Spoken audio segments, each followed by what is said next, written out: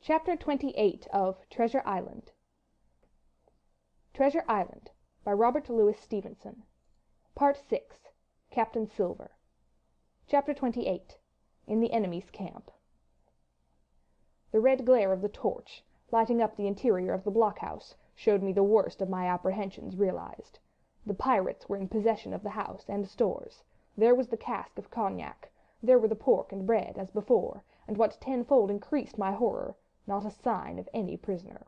I could only judge that all had perished, and my heart smote me sorely that I had not been there to perish with them. There were 6 of the buccaneers, all told. Not another man was left alive.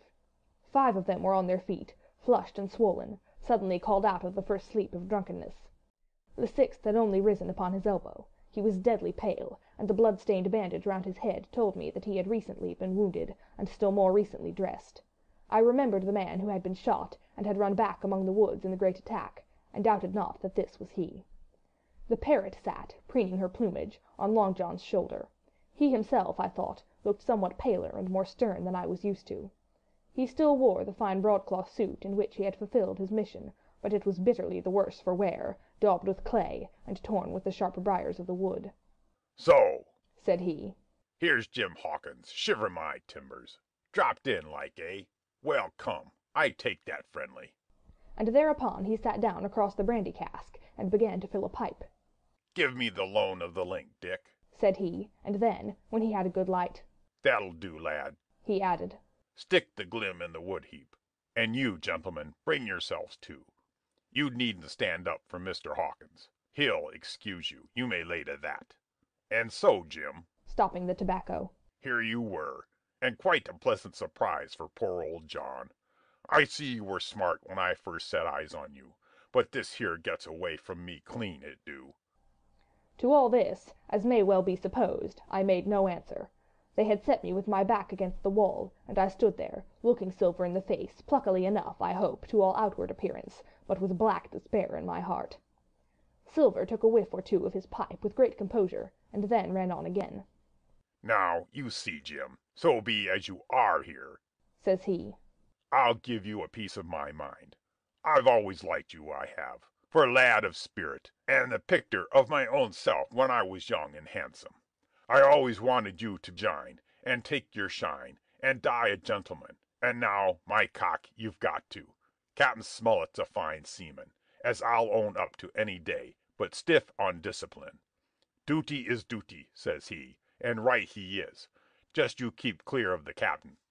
The doctor himself is gone dead again you. Ungrateful scamp, was what he said, and the short and the long of the whole story is about here. You can't go back to your own lot, for they won't have you, and without you start a third ship's company all by yourself, which might be lonely, you'll have to jine with Captain Silver." So far, so good. My friends, then, were still alive, and though I partly believed the truth of Silver's statement, that the cabin party were incensed at me for my desertion, I was more relieved than distressed by what I heard. "I don't say nothing as to your being in our hands," continued Silver, "though there you are, and you may lay to it. I'm all for argument. I never seen good come out of threatening. If you like the service, well, you'll jine, and if you don't, Jim, why, you're free to answer no. Free and welcome, shipmate, and if fairer can be said by mortal seaman, shiver my sides." "Am I to answer, then?" I asked with a very tremulous voice. Through all this sneering talk I was made to feel the threat of death that overhung me, and my cheeks burned and my heart beat painfully in my breast. "Lad," said Silver, "no one's a pressin' of you. Take your bearings. None of us won't hurry you, mate. Time goes so pleasant in your company, you see." "Well," says I, growing a bit bolder, "if I'm to choose, I declare I have a right to know what's what, and why you're here, and where my friends are." "What's what?" repeated one of the buccaneers in a deep growl. "Ah, he'd be a lucky one as knowed that." "You'll perhaps batten down your hatches till you're spoke to, my friend," cried Silver truculently to this speaker, and then, in his first gracious tones, he replied to me. "Yesterday morning, Mr. Hawkins," said he, "in the dog watch, down came Dr. Livesey, with the flag of truth. Says he, 'Captain Silver, you're sold out, ship's gone.' Well, maybe we'd been taking a glass and a song to help it round. I won't say no. Leastways, none of us had looked out. We looked out, and by thunder, the old ship was gone. I never seen a pack of fools look fishier, and you may lay to that if I tells you that looked the fishiest. Well, says the doctor, let's bargain. We bargained, him and I, and here we are. Stores, brandy, blockhouse, the firewood you was thoughtful enough to cut, and in a manner of speaking, the whole blessed boat, from Cross Trees to Kilson. As for them, they've tramped. I don't know where's they are. He drew again quietly on his pipe. And least you should take it into that head of yours, he went on, that you was included in the treaty. Here's the last word that was said. How many are you, says I, to leave? 4, says he. 4, and one of us wounded. As for that boy, I don't know where he is, confound him, says he, nor I don't much care. We're about sick of him. These was his words. Is that all? I asked. Well, it's all that you're to hear, my son, returned Silver. And now am I to choose? And now you are to choose, and you may lay to that, said Silver. Well, said I am not such a fool, but I know pretty well what I have to look for. Let the worst come to the worst, it's little I care. I've seen too many die since I fell in with you. But there's a thing or two I have to tell you, I said, and by this time I was quite excited, and the first is this. Here you are, in a bad way, ship lost, treasure lost, men lost, your whole business gone to wreck, and if you want to know who did it, it was I. I was in the Apple Barrel the night we sighted land, and I heard you, John, and you, Dick Johnson, and Hans, who is now at the bottom of the sea, and told every word you said before the hour was out. And as for the schooner, it was I who cut her cable, and it was I that killed the men you had aboard of her, and it was I who brought her where you'll never see her more, not one of you. The laugh's on my side. I've had the top of this business from the first. I no more fear you than I fear a fly. Kill me, if you please, or spare me. But one thing I'll say, and no more. If you spare me, bygones are bygones, and when you fellows are in court for piracy, I'll save you all I can. It is for you to choose. Kill another and do yourselves no good, or spare me and keep a witness to save you from the gallows.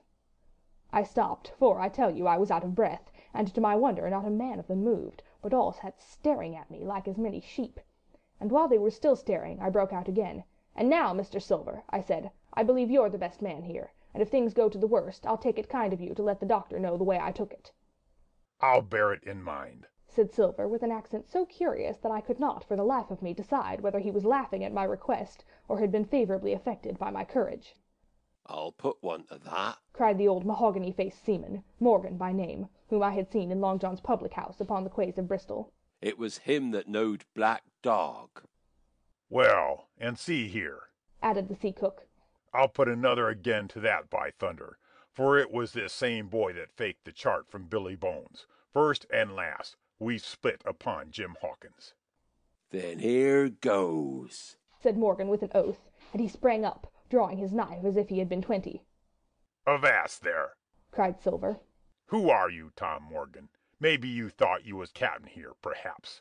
By the powers, I'll teach you better. Cross me, and you'll go where many a good man's gone before you, first and last, these 30 year back, some to the yard arm shiver my timbers, and some by the board, and all to feed the fishes. There's never a man looked me between the eyes, and seen a good day arterwards, Tom Morgan, you may lay to that. Morgan paused, but a hoarse murmur rose from the others. Tom's right, said one. I stood hazing long enough from one, added another. I'll be hanged if I'll be hazed by you, John Silver. Did any of you gentlemen want to have it out with me? Roared Silver, bending far forward from his position on the keg, with his pipe still glowing in his right hand. Put a name on what you're at. You ain't dumb, I reckon. Him that wants shall get it. Have I lived this many years, and a son of a rum-puncheon cock his hat athwart my hawse at the latter end of it? You know the way. You're all gentlemen of fortune by your account. Well, I'm ready. Take a cutlass, him that dares, and I'll see the color of his inside, crutch and all, before that pipe's empty. Not a man stirred. Not a man answered. That's your sort, is it? He added, returning his pipe to his mouth. Well, you're a gay lot to look at anyway. Not much worth the fight, you ain't. Perhaps you can't understand King George's English. I'm captain here by 'lection. I'm captain here because I'm the best man by a long sea mile. You won't fight as gentlemen of fortune should. Then by thunder you'll obey, and you may lay to it. I like that boy now. I never seen a better boy than that. He's more a man than any pair of rats of you in this here house. And what I say is this. Let me see him that'll lay a hand on him. That's what I say, and you may lay to it." There was a long pause after this. I stood straight up against the wall, my heart still going like a sledge-hammer, but with a ray of hope now shining in my bosom. Silver leant back against the wall, his arms crossed, his pipe in the corner of his mouth, as calm as though he had been in church, yet his eye kept wandering furtively, and he kept the tail of it on his unruly followers. They, on their part, drew gradually together towards the far end of the blockhouse, and the low hiss of their whispering sounded in my ear continuously, like a stream. One after another they would look up, and the red light of the torch would fall for a second on their nervous faces, but it was not towards me, it was towards Silver that they turned their eyes. "You seem to have a lot to say," remarked Silver, spitting far into the air. "Pipe up and let me hear it, or lay to." "Ask your pardon, sir," returned one of the men. "You're pretty free with some of the rules. Maybe you'll kindly keep an eye upon the rest. This crew's dissatisfied. This crew don't vally bullying or marlin spike. This crew has its rights like other crews. I'll make so free as that. And by your own rules I take it we can talk together. I ask your pardon, sir, acknowledging you for to be captain at this present, but I claim my right and steps outside for a council." And with an elaborate sea salute, this fellow, a long, ill-looking, yellow-eyed man of 35, stepped coolly towards the door, and disappeared out of the house. One after another the rest followed his example, each making a salute as he passed, each adding some apology. "According to rules," said one. Forecastle council," said Morgan. And so, with one remark or another, all marched out, and left Silver and me alone with the torch. The sea cook instantly removed his pipe. "Now, look you here, Jim Hawkins," he said in a steady whisper that was no more than audible. "You're within half a plank of death, and what's a long sight worse, of torture. They're going to throw me off, but you mark, I stand by you through thick and thin. I didn't mean to, no, not till you spoke up. I was about desperate to lose that much blood, and be hanged into the bargain.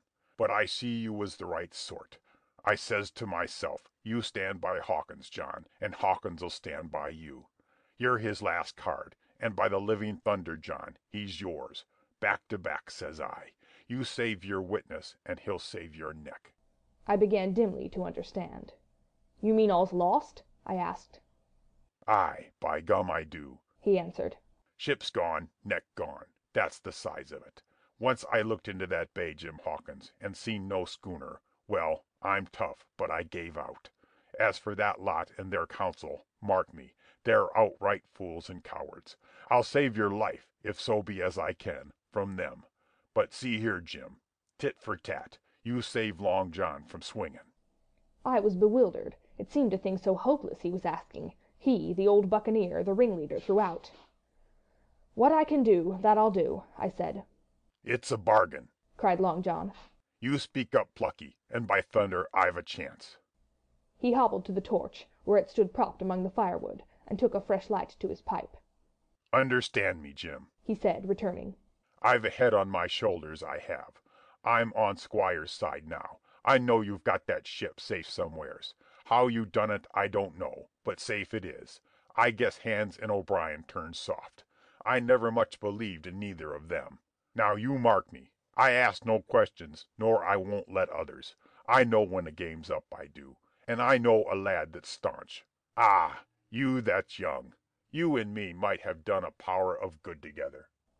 He drew some cognac from the flask into a tin cannikin. "Will you taste, messmate?" he asked, and when I had refused, "Well, I'll take a drain myself, Jim," said he. "I need a caulker, for there's trouble on hand. And talking of trouble, why did that doctor give me the chart, Jim?" My face expressed a wonder so unaffected that he saw the needlessness of further questions. "Ah, well, he did, though," said he. "And there's something under that, no doubt. Something, surely, under that, Jim. Bad or good." And he took another swallow of the brandy, shaking his great fair head like a man who looks forward to the worst. End of chapter 28.